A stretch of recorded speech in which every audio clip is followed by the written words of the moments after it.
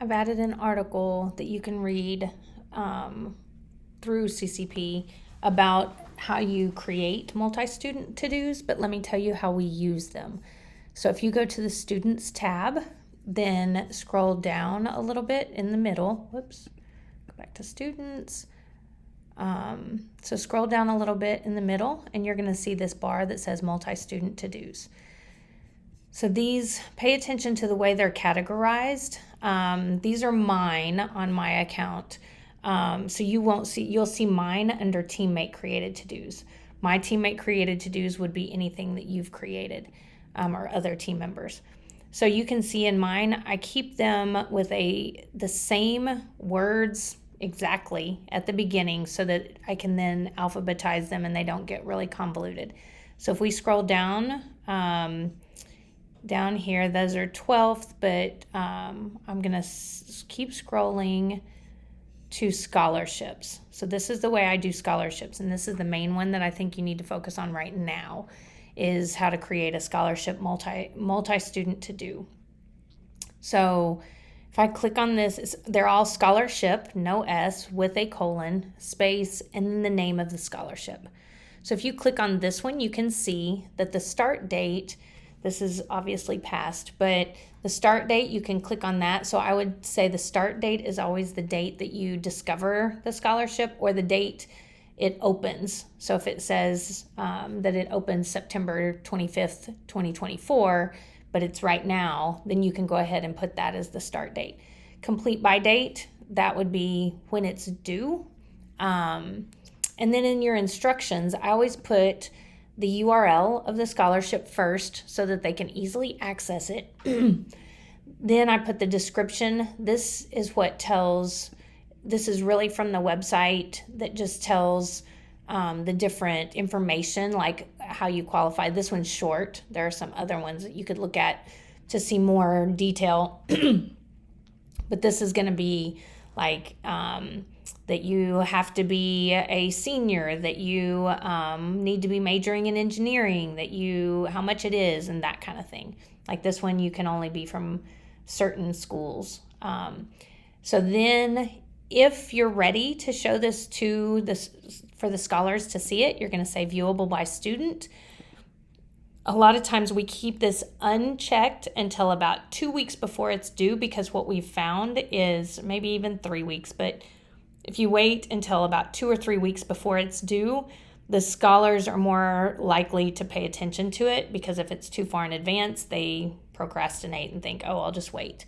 On this part is where you can add students, and then you see that it only says 2035, so I'm going to uncheck include teammate and then recheck that, and now they'll all show up. So of course right now we're looking at, this will be the class of 2025 this year. So when you click the 2025, it's going to give you all of the names of the active scholars. You can add all of the students displayed at once. If you do that, then when you go in here, they're all going to be there. Now you may think, okay, well, not all of them need to be on there. So you're going to unlock and you can remove scholars. So the other thing I would say is, let's say this scholarship was only for Asian students. So what I would do is I would go through and I would X out, I would delete all of our other scholars, because there is no need for all of our scholars who do not qualify to be on this list. Oops, I just deleted Anwar. I will have to add him back. So I would just leave the ones that qualify there, and then you always want to make sure that it says to do is manageable by team. This will allow all of us as team members to be able to see and access this scholarship if we needed to send it to somebody else. So then I would say save. And this is, as you saw, I did not check viewable by students yet, because I know that this scholarship is not open yet. So now you may think, let's see, let's go ahead, like this one, Scholarship for the Communities Foundation of Texas. I'm going to go, we did this with our scholars this year. So you can see how it's checked viewable by student. The other thing that you want to make sure is checked is send student reminder. So if you look at this start date and complete by date, if I had checked send student reminder, it's going to give me the option of how much ahead of time do I want to do that.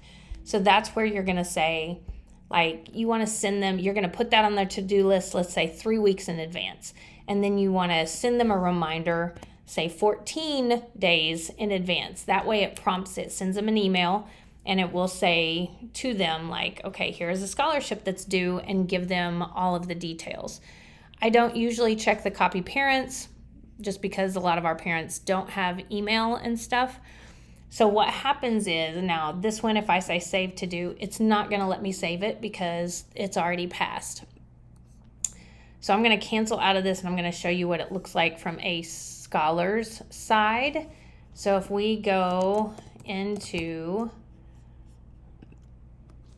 we'll go into Yonex.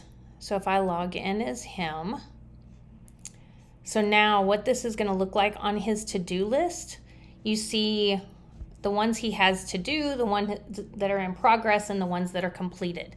This is what you'll be working with scholars on, is once you start adding all of those scholarships that you get, immediately just add them to the multi-student to do, so that it goes on, when you enable it, it's going to go on their list.